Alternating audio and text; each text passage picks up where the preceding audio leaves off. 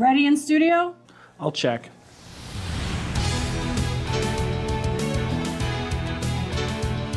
Three, two, one.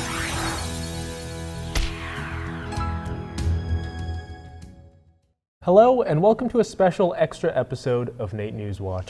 As our time at NAIT NewsWatch comes to an end, everyone on our team has gathered some of their favorite projects from this semester. That's right, so expect a variety of heartfelt, unique, and informational features. So sit back, relax, and enjoy the show. Coming up first, for most of us, we don't even think of the food we consume. However, for those living with diabetes, it's a daily reality.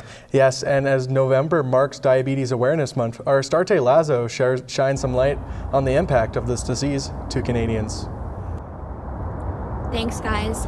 Diabetes affect Canadians of all ages. In fact, there are 4 million Canadians that are diagnosed with type 1 and type 2 diabetes, and 12 million if you include those with pre-diabetes and are undiagnosed with type 2. Today, we get to speak with Alvin Lazo, who only this year got diagnosed with type 2 diabetes. Stabilize myself because I have a difficulty like breathing and my hands are shaking. Living with diabetes is hard, especially if you have lived most of your life normally. And 46-year-old Alvin Lazo has only recently been diagnosed with type 2 diabetes. So basically, I was rushed to the hospital and I found out normal diabetes, like normal blood sugar is 4 to 6. I was rushed with 81. They told me I was the second highest ever recorded in the hospital. Being diagnosed came as a shock to Alvin, as this wasn't a usual case in his family. I don't think so. Probably my late grandfather. This makes it harder for Alvin to adjust to a new lifestyle he's not familiar with. I'm taking Admelog every before each meal. Basically, I have to watch whatever I eat, not too much sugar, but sometimes it goes down. So I also have to drink pop, the mini ones, have some chocolates. With technology advancing every day, people who are diabetic can now choose to check their blood sugar on their phone with apps such as Libre 2 instead of having to prick their finger multiple times a day to check their blood sugar. So more recently, we have continuous glucose monitoring devices. So there's different brands, so Freestyle Libre 2, the Dexcom G6 or G7, the Guardian Force sensor. So they're small plastic devices. They'd stick to your skin, so you typically wear them on the back of your arm or your abdomen. They have a little filament that goes a couple millimeters under your skin, and they check your blood sugar, every 5 minutes or every minute. I have to check my blood sugar once in a while. I have this app, what we call Libre 2. So now it's 5.7. I'm within normal stage. And I just tap it in, and it would show the sensor there, 5.7. And as healthcare providers, if someone is using a continuous glucose monitor, they can share their information with me virtually. So they don't even have to be in my office with me. They can call me, say I'm having a hard time with my blood sugars. While the efficiency of the app makes it so your blood sugar is monitored, Anna Marie explains that whether or not you have diabetes, going to your doctor regularly is still recommended. And then I think too, people weren't going in to see their primary care physician, going for those annual checkups where we might have been able to, detect diabetes in its early stages, reduce the progression, reduce the risk of those diabetes-related complications. Despite the ending of Diabetes Awareness Month, healthcare providers such as Anna Marie continue to spread awareness of the condition by helping people gain knowledge of causes, prevention, and treatment for diabetes. Astarte Lazo, NAIT NewsWatch Extra. Speaking on diabetes awareness, November is a month all about raising awareness. The Movember movement is dedicated to raising awareness for men's mental health and wellness. And this is a story that Colton and I both worked on, and for one of our very own NAIT radio and television instructor, Movember hits close to home. Dave Sawchuk, a radio and television instructor at NAIT, has been a dedicated supporter of Movember, but for him, it's not just a cause, it's personal. Movember is a big deal in my life, and it has been for, nearly 10 years. I lost a family member who died of suicide, who was struggling with mental health, and happened so suddenly. That family member was Dave's uncle, Dale Homer Sawchuk. Dale was a man who seemed to have it all: successful businesses, a loving family, and a talent for sports. Was a healthy, successful, handsome as hell, a great slow pitch player, 4 kids, 3 grandkids, 3 successful businesses, everything to live for. But something happened in his life. Dave says the loss highlighted how silent and invisible mental health struggles can be. It's way easier to look after other people than it is ourselves.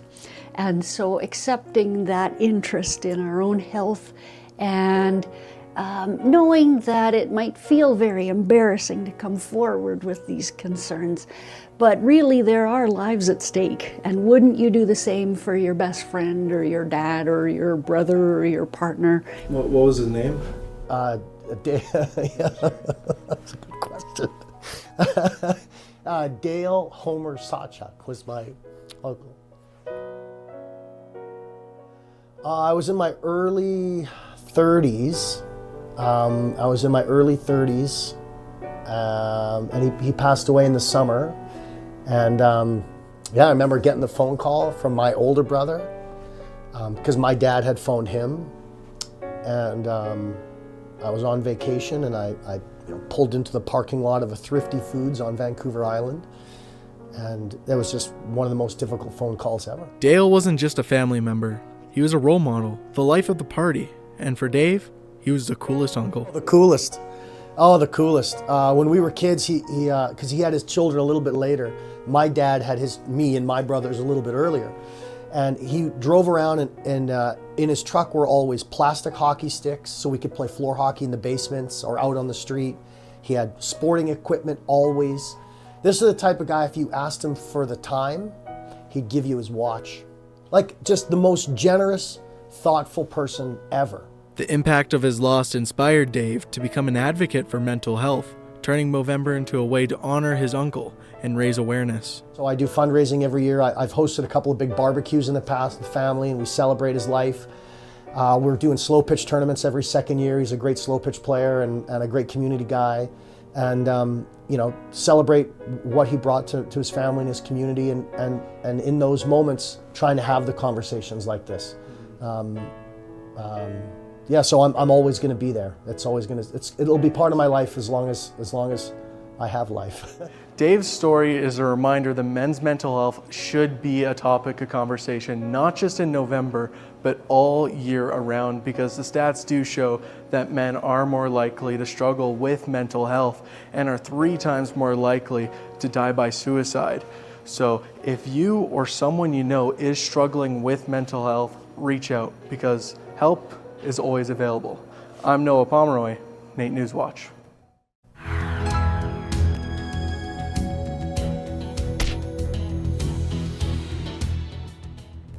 A unique hockey program is giving youth athletes with special needs the chance to hit the ice in a way tailored just for them.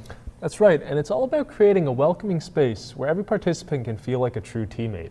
Our Randy Cormish went to check out the program. Thanks, guys. We're here at Braden Flagging's house, who is a player in the Superheroes program, and we're here to see what his morning routine is like preparing for practice. Meet Braden. He's 15 years old, and today is a big day. Like many kids, he loves hockey, but for Braden, it's not just about skating or scoring goals. It's about belonging. Braden has Down syndrome, but when he's on the ice, he's just another superhero. This is where he can challenge himself, have fun, and connect with others who share his love for the game. Most kids dread waking up for early morning practices, but kids like Braden in the Superheroes program look forward to it all week. At the rink, the sense of community begins. Jerseys hang, bags are neatly placed, and skates are ready for action. The impact of Superheroes isn't just felt by the players. For many parents, they have spent many years advocating for their children, often feeling isolated or overlooked. But now they can see their kids thriving, building confidence, making friends, and achieving milestones they once thought were unobtainable. It provides an opportunity for my boy to get out here and participate Otherwise, it would be really challenging for him to be on the ice playing hockey, and just the community that this program represents as well, the families and the support that the families have for each other. Founded in 2018 in Calgary, Superheroes has become a beacon of hope for families across Western Canada, with the mission to break down barriers and give every child the chance to experience the joy of hockey. Hockey has become a very expensive sport to play, and many families aren't able to afford it. But with the Superheroes program, it is free for every player so that everyone can feel included. Just spending time with the kids, you get to know them and build really great connections with them. Superheroes is not just about playing hockey. It's about inclusion, teamwork, and empowerment. For kids who may have felt left out of other sports, this program creates a place where they can shine. From the first time they lace up their skates to the final whistle, these kids are learning the value of determination, perseverance, and teamwork. We've been here since the beginning, since this program started in Edmonton. We first started coming as a kind of a form of therapy, but now Griffin really does enjoy coming. He might not want to participate the way we see it, like Griffin's nonverbal and he has autism, and he might not participate the same way that the other kids, but this is the only place one of the few places we go where we don't have to fight to have Griffin included. Kids ages 7 to 17 are offered the chance to hit the ice. The program has quickly expanded to Edmonton, Regina, Winnipeg, and the BC Lower Mainland. Each player in the program gets personalized attention, whether it's helping with equipment, guiding them through a drill, or cheering them on when they score. There are always plenty of coaches on the ice making sure nobody is ever left behind. The coaches aren't just instructors. They are mentors, motivators, and role models. I love seeing all my teammates scoring and having fun. Winning and having fun with my friends. Probably how inclusive it is of everyone with special needs. And I think it's cool to see new people like each other. As the practice comes to an end, the smiles can be seen all across the rink. The players head home, bringing with them a sense of friendship and belonging. Every player deserves the chance to be a superhero. I'm Randy Cormish with NAIT NewsWatch Extra. The Superheroes program shows how building communities can create lasting support for those in need. Similarly, living authentically as a transgender person is a journey that relies on resilience and the strength found in supportive communities. In our next feature, Alex Fallman shows us what living in Alberta as a trans person is like. Even though I pass very well now, that wasn't always the case growing up. I was faced with unique challenges like family acceptance, safety in washrooms, and even just feeling uncomfortable in my own skin. Being in a conservative province made it even harder when I was faced with discrimination and lack of support being in my everyday life. Today, we'll look at what it is like to be trans in this province. Trans people make up less than 1% of the population here. For reference, that'd be about 1 in every 300 people. And even though trans people have existed for thousands of years in cultures around the world, much of that history has been erased. Today, protests like this continue as people fight for basic rights and understanding. Over 40% of trans individuals have attempted suicide at some point in their life. Days like Trans Day of Remembrance remind us that having support can make all the difference in the lives of trans people. It's so important that they're taught that they can, freely express themselves. Because where you don't have freedom of expression, you're having depression, you're having suicidality, you're having just a really dark path that they can go down because they're not able to express themselves. Long surgery wait times, limited resources, and a lack of understanding are some of the biggest struggles faced in the community today. For people like Mason, these challenges are deeply personal. On the streets, on 2 occasions, I was just walking and some random people shouted at me and called me a slur. Even though he hears hurtful comments, he still finds a way to see the humor in them. My grandparents on my mom's side, they still kind of don't know about any of my transition, or if they do, they still haven't explicitly mentioned anything because they are very much against it, and they've been vocal about that for years, and they read anti-trans books, and so it hasn't made me sad, honestly. Like, I find some humor in it, and it makes me more resilient, I guess. While living in a place where many people don't agree with your existence, it's important to find community and support from peers and make sure to find the people worth laughing with and the things worth living for. I think that we could all come together and like protest against this and maybe make a change that way. And I think like rather than moving away from Alberta, which is what like conservatives kind of want to happen, I think it's more powerful if we like stick together and show them that like we're still gonna be here and we can still fight against it. Despite opposition, trans people have always been here and always will be. This has been Alex Fallman with NAIT NewsWatch Extras. Coming up after the break, a look at the start of the Oil Kings season. And with the upcoming holiday season, a Christmas charity organization is busier than ever.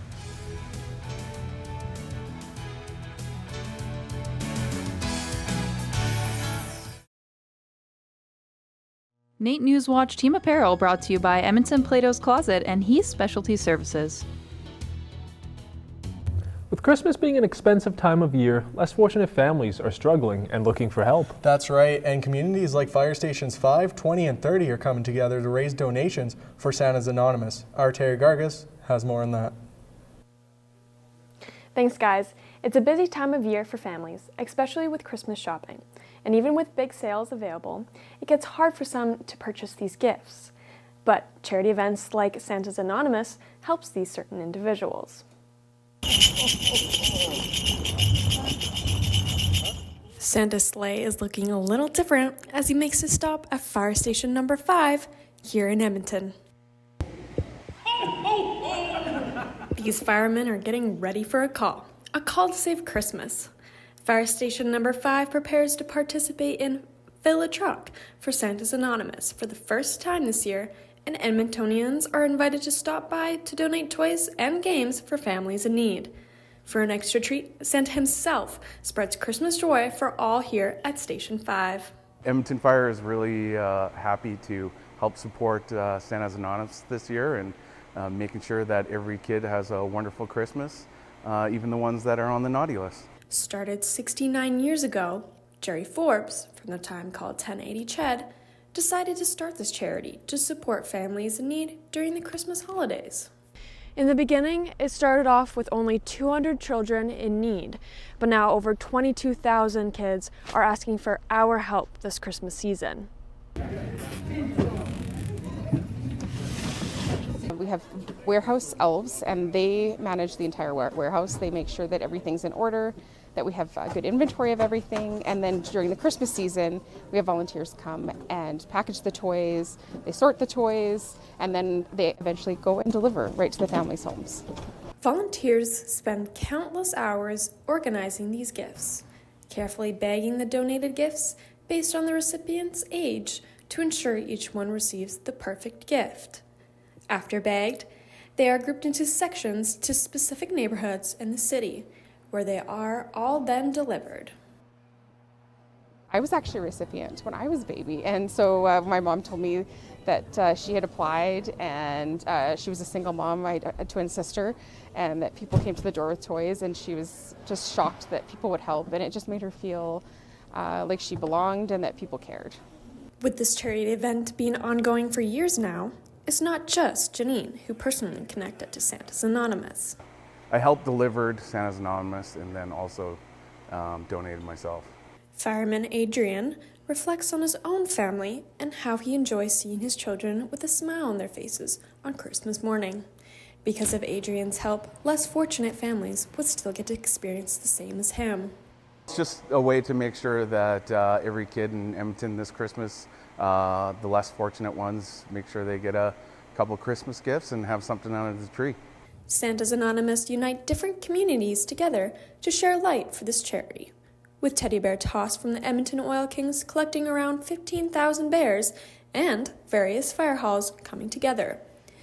As of last year, a total of $222,000 in cash and toy donations were raised for these families. It's just really important to give back, and for me, I get to do really meaningful work. I get to do work that inspires the community to get involved as well, and that feels really good when you get to wake up in the morning.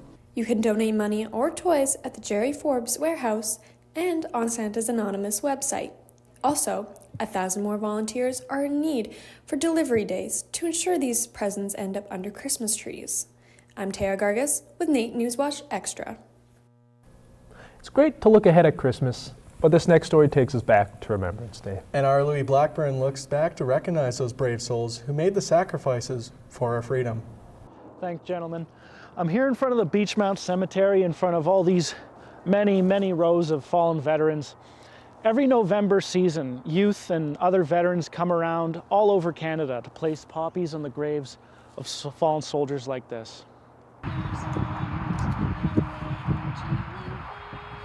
Resting here are the graves of Canadian veterans. A youthful crowd of scouts, Girl Guides, and cadets are gathered here to pay their own respects to the sacrifice these soldiers made. Walked with a flag, we've marched, and then we also laid wreaths.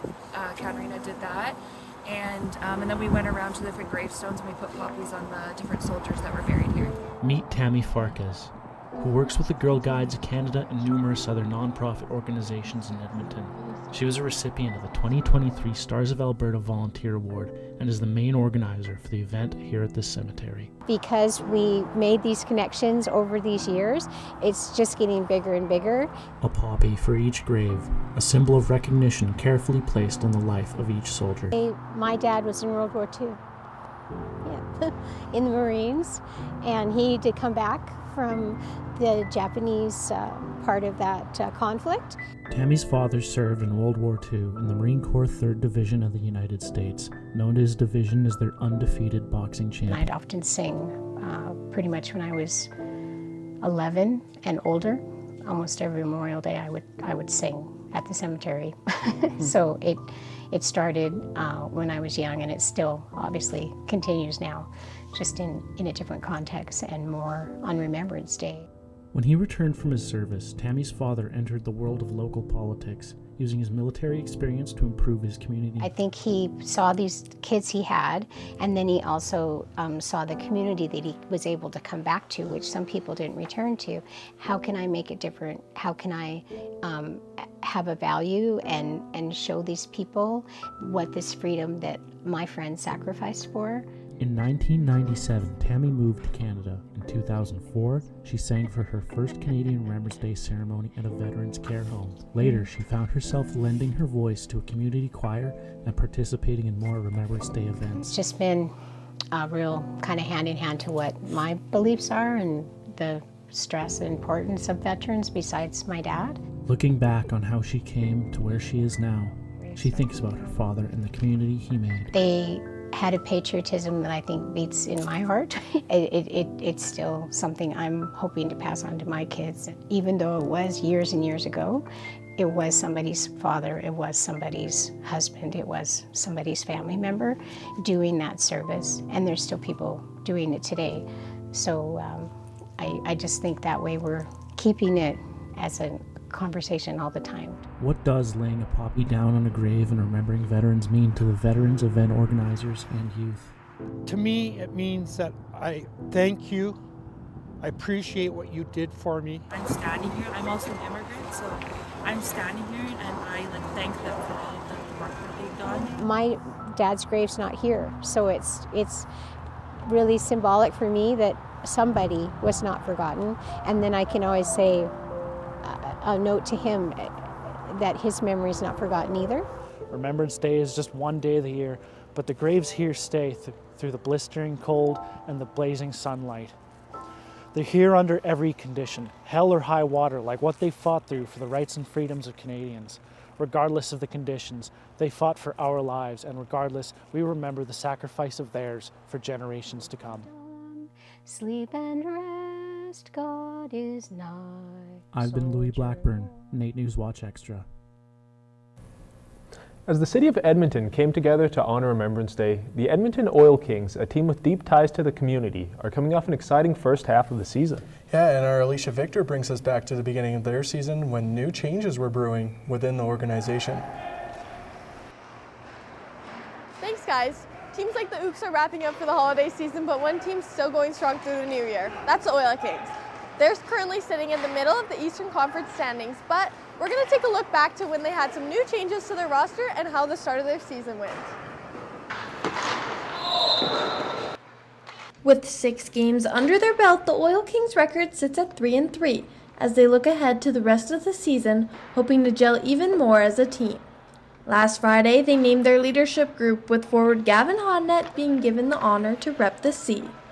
Dream come true. I mean, it's been kind of one of my goals to be a captain in the Western League, so I think it was a really cool moment, and I'm just excited for the journey ahead. During the offseason, the Oil Kings added some new additions to the roster, with many already making their name known, one of them being 2008-born forward Joe Aginla, who was named to the Team Canada Red roster ahead of the World Under-17 Hockey Challenge.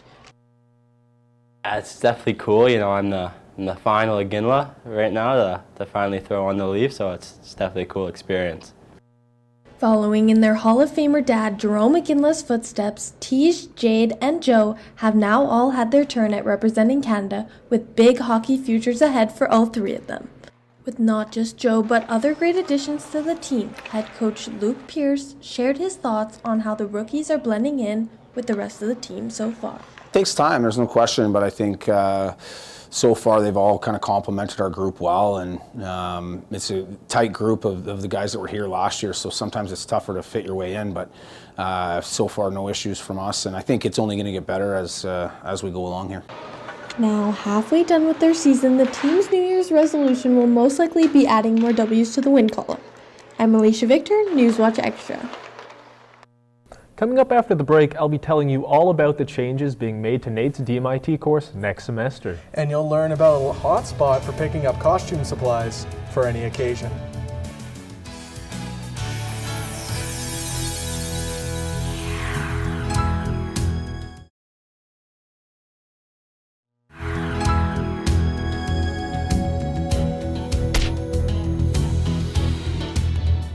NAIT is known for letting people express their creative passions through multiple different programs. Noah and I explored the 6 new courses being introduced to the DMIT program to help better inspire students. NAIT's Digital Media and IT program is expanding into 6 new diplomas. The cause of this is both an influx of new students and to help students with more specific focuses on the different aspects of DMIT. There's so many different areas within it that you can specialize in, and that specialty leads to employment. The new diplomas focus on digital design, game development, IT business analysis, IT systems administration, narrative cinema production, and software development.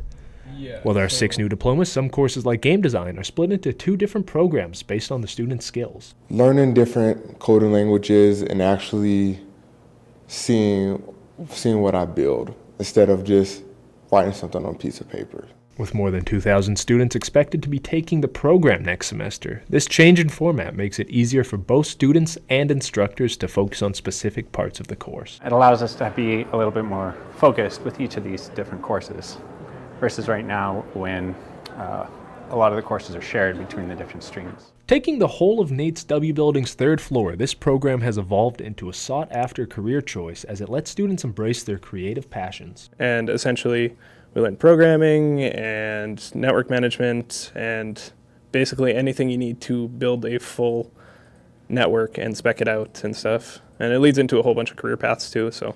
The majority of these new diplomas will be starting in January 2025. The current DMIT program will continue accepting applications until its closure in May 2025. Colton Sabo, NAIT NewsWatch. You know, Noah, I've always wondered where people get their holiday costumes after all the Halloween stores close down, like Santa beards or light-up reindeer noses. Well, our Brandon Butcher has more on where people can fill their costume needs year-round.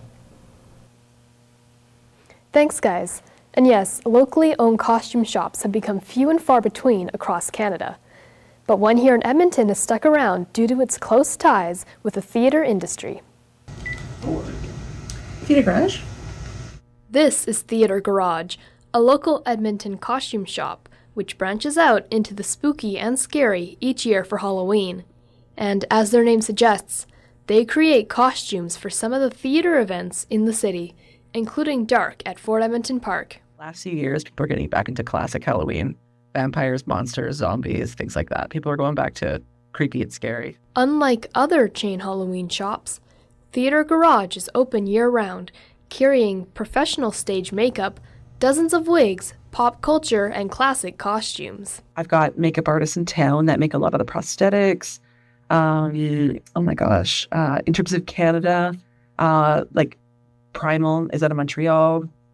A lot of our hats and weapons and things is also from a company out of Montreal. We'll kind of invest in like the DIY, so teaching people how to make their own stuff. Shelves lined with laces, fabrics, and buttons cater to customers who make their own costumes, while rows upon rows of costumes are available for rent or for purchase for the less crafty. So this is a thermoplastic and foam sample kit. It's really great if you want to start doing a lot of crafts and you don't really know what to do. It comes with a lot of instructions and a set with Warbler and some EDA foams. Theatre Garage also hosts various workshops where guests can try their hand at makeup, wig styling, and making prosthetics. I've been Brenna Butcher, NAIT NewsWatch Extra. Well, that is it for our penultimate show for NewsWatch. Our last and final show will be next week. So thank you to everyone for your support, and from everyone from our news team, goodbye and happy holidays.